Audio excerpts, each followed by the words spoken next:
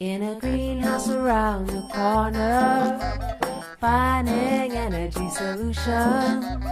Just around the corner is where it's all happening. In a greenhouse around the corner, finding energy solutions. Just around the corner is where it's all happening.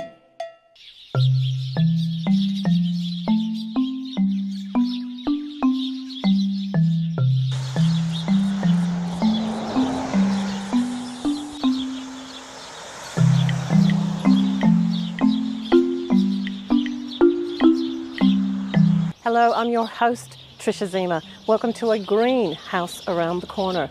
We've been travelling Australia looking for energy-saving community centres. We've travelled to Pomona, Queensland, and we are visiting the Pomona Community Centre.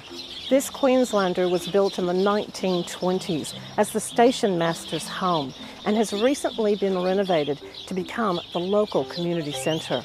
With the help of volunteers, local council and grants, not only have they been able to retrofit their Queenslander, but they have been able to create and build a new facility that's an extension of this house that incorporates many energy-saving features. Join me as we visit this sustainable centre. Pomona Community House was formed 17 years ago to provide a facility for the community to use for different activities and so on. Pomona's population has grown quite drastically, and between this 2001-2006 census, the population grew by 150%. So it's a huge influx of people. All of those people coming into town needed facilities and activities and so on. So we decided that we needed an extra building to cater for the larger groups. Some groups are up to 20, 30 people. So we looked at building a new building.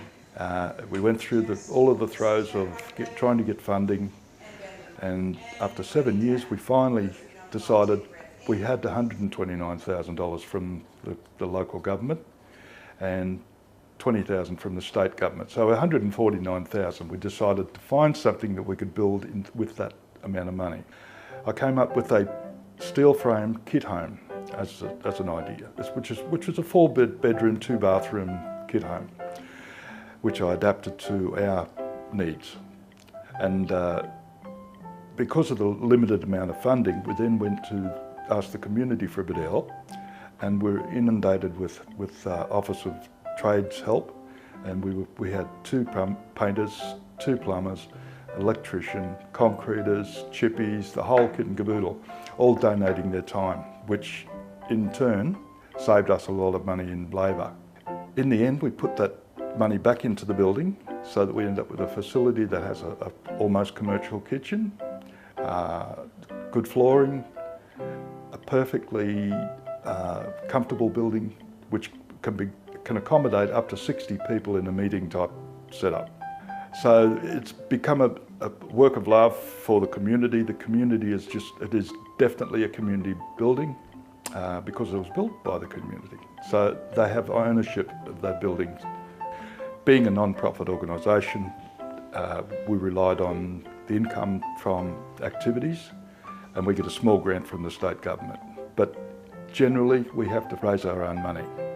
And to do that, we looked at providing cost-saving measures, such as providing a solar system, which feeds the 2 buildings actually. The installation of skylights, again reducing electricity costs. And all of these things in the end put money back into activities, which is the sole reason we're here. And we're very proud that we can continue this work. Okay, the building is incorporating a number of features that reduce the amount of greenhouse emissions and also reduces the costs. Trish, the Pomona Community House is built as an old Queenslander style building. It's from the 1930s. It was a station master's residence here in Pomona. And because of the nature of the building, the type of building it is, it's very dark on the internal rooms. As you can see, we've installed skylights throughout the building. This reduces the amount of electricity costs and also increases the amount of lights within the building. It also reduces the carbon dioxide emissions, so we're doing our little bit for the environment. The type of skylights that we've installed here, as you can see, are extremely bright, and they are a lot brighter than the standard skylight because they accentuate the light that's coming through the roof. It has a diffuser on top that distributes the light throughout the tube that comes down, and it bounces around inside the tube, comes down to the diffuser that's on the ceiling here, and that then diffuses the light through the room.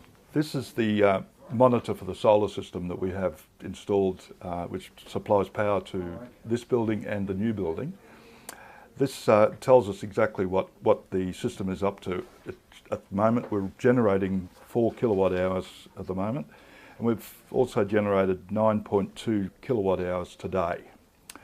Total since we installed it last year in October is 8,832 kilowatt hours.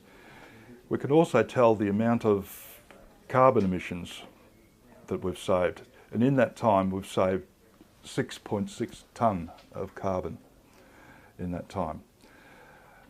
It's also reduced our cost, which is a major factor as far as we're concerned. The electricity account is approximately 1/3 of what it was before we put the system on. Now, all of these things were gradually included into the design of Mark 1, Mark 2, Mark 3, Mark 4, and up to Mark 47, I think, which in the end was the building that we finally decided was going to be the one. We're now down at the Lawson shed. This building was purpose-built as an extension to the community house because of the need for extra space for our activities. As you can see, we've installed a 5 kilowatt solar power system, skylights on the roof here which give us natural light within the building, and on the top there we've got the whirlybirds which reduce the amount of heat in the roof space, which in turn reduces the heat inside the building. It's a much better system. The external of the building and the internal walls are all insulated for both temperature and for sounds. This unit here is a heat pump, which is a hot water system which draws the heat from the atmosphere. Runs through similar to a refrigerator, only in reverse. The air is pumped in through here. The heat is then transferred through to the hot water system here, and then we end up with nice hot water inside.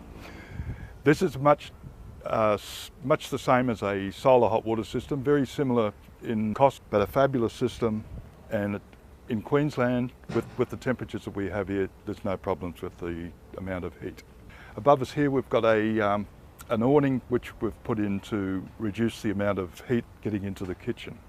Over here we have a 5,000 gallon water tank which is connected to the 2 external taps, and it also feeds the toilets in the building. In the end, we end up with a large 147 square metre building which incorporates 2 large activity areas, a good sized kitchen, a counselling room and storeroom.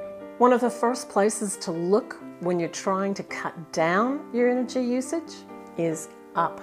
Lighting can make up as much as 40% of your total power bill. So let's take a look at what we can do to keep that down. There are things you can do without spending $1. First, make sure people switch the lights off when they're not using a room.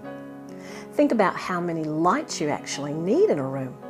Take out a few bulbs if you can, or tape over unnecessary light switches. Open the blinds too, and think about cutting back any plants that might be blocking natural light. Incandescent lights are now banned, so if you're still using light bulbs like these, replace them with compact fluorescents, or better still, super efficient and long-lasting LEDs like these.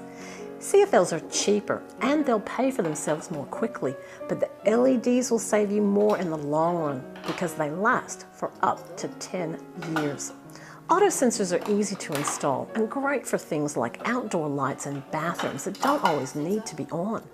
And if you've got a bit of a budget, the Rolls-Royce of energy-saving lighting is the Skylight, a reflective solar tube. You'll be amazed how much a good skylight can brighten up a room. And the top of the range models even come with solar-powered LEDs. That means they keep shining without using mains power long after the sun goes down. Room lighting offers heaps of opportunities to tune up your energy efficiency. Head to the Greenhouse Around the Corner website for more details.